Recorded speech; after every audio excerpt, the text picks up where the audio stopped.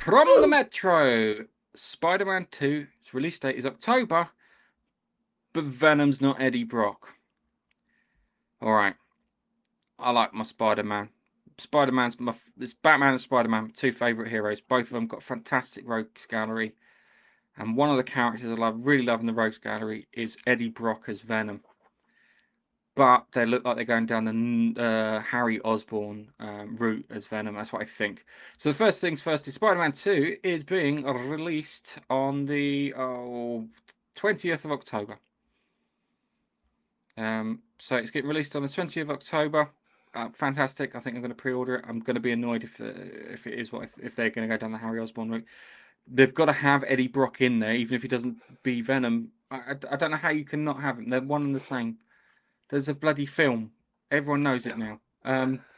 So the biggest announcement from Summer Games Fest bizarrely was a PS5 exclusive Marvel Spider-Man 2, which is starting pre-orders this month. Might hopefully will be one that's worth pre-ordering, unlike before when we've pretty much had games that aren't. If Microsoft managed to have as good Xbox games showcase, and then they're going to have some serious questions to be asked on what on earth was Sony playing at with its PlayStation Showcase. Now, the PlayStation Showcase was all right, and it did what you should do and show games. Microsoft, your biggest problem at the moment is not your hardware, it's not your services, it's your lack of quality games. Get some goddamn quality games out there, because at the moment, Games Pass looks like it's doing you over, because developers don't have to make a profit. Because they don't have to make a profit, they're not putting in the same amount of effort, which is a problem. Yeah, Sony, you've got it right, where it's like kind of, we've got our little version of Games Pass. Spider-Man 2 is not going to be on that for a year at least. Enough time to sell the game, make some money, know if it's a success or not, and move on. There's no new gameplay footage at Gameplay Summerfest, but the developer Insomniac did unveil the game's box art and confirmed release date. So, box art, sorry for the listeners on the podcast. Box art, very simple. It's just Spider-Man and Miles Morales. I'm a little worried that we're going to play a bit too much Miles Morales, but you can see the Venom symbiote on Peter's arm there. And the tagline was "play together." And if you know anything about Venom, Venom always refers to itself as "we," Yeah. which is always quite interesting. A number of other characters have hosted the Venom thing: Matt Gargan's Scorpion, Flash Thompson, Brock, and Brock's son Dylan. But seems to be hinting at Harry Osborn, which is the way. I don't. But it could. But this could be a misdirect.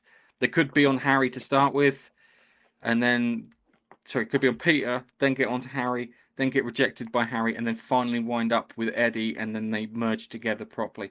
And given the fact that Sony own Spider-Man and they have the Venomverse, as we're calling it, it would make more sense to push Eddie Brock as Venom because it kind of fits. And if they were clever, they get Tom Hardy to voice both parts of Venom, because he loves double dipping. He does.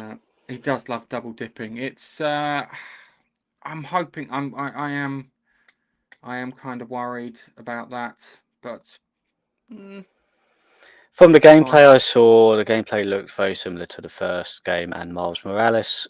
So gameplay front, not so fast. I think they might introduce a few different abilities here and there just to keep it a little bit fresh. But still, I enjoyed both of those games. And if the gameplay is similar and the story's nice, I don't see why I wouldn't enjoy it. As long as on release there's no bugs. Do you want to hear something funny? I was just looking at the collector's edition. Yeah, I think you're right. Yeah, I think Sony, if there are bugs, they're not game-breaking bugs. If that makes any sense, they're glitchy, annoying things. They're not cyberpunk bugs.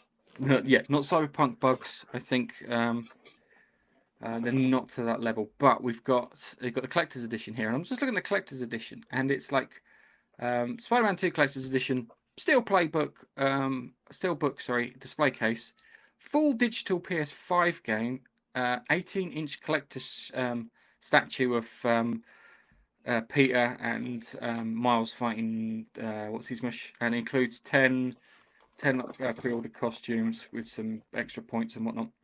Do you know what I don't see in that?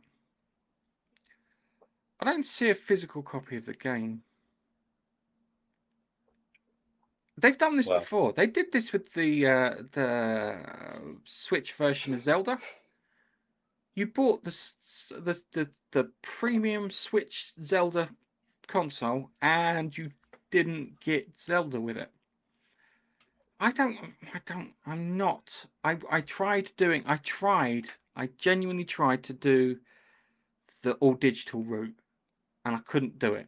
I got so far, and I got to the point where I'm like, I had to buy myself an Xbox Series X because I want games on media. I like games on media. Something about it. You know when you pull the plastic off and you get the smell of plastic, that kind of. This game is new. To be honest with you, I didn't, because I knew I wouldn't be able to handle just being digital with the console. That's why I got the disc version of the PS5 and I got the Xbox X. Even though all of the games that I've got on the Xbox is a download version of it, but I've got a bunch of Xbox original games which I have used and played on my Xbox X. So I wouldn't be able to have done that if I had the S. Yeah, it's the thing, but I think there's another version of it too where you can get some extra bricks. It's 220 quid. I'm gonna go check it out. I've got 2 games that I'm gonna pre-order. One's gonna be the Telltale Expanse game. I'm gonna get that because I like the Expanse. You know, you shouldn't pre-order it, and it'll be standard Telltale fare. I don't think there'll be any massively difference, but I would like to see if the writers of The Expanse have had, because they were gamers originally, because if you know the story of The Expanse, it came about because of the crap ending of Mass Effect 3. Did you know that? I'm sure I've told this story plenty of times. You told me. But they came about because of because of that. But 2 games you're going to pre-order. It's probably that and this Spider-Man game at £70 bloody pounds. It's going to be £70. £70, $70. Just come on, guys.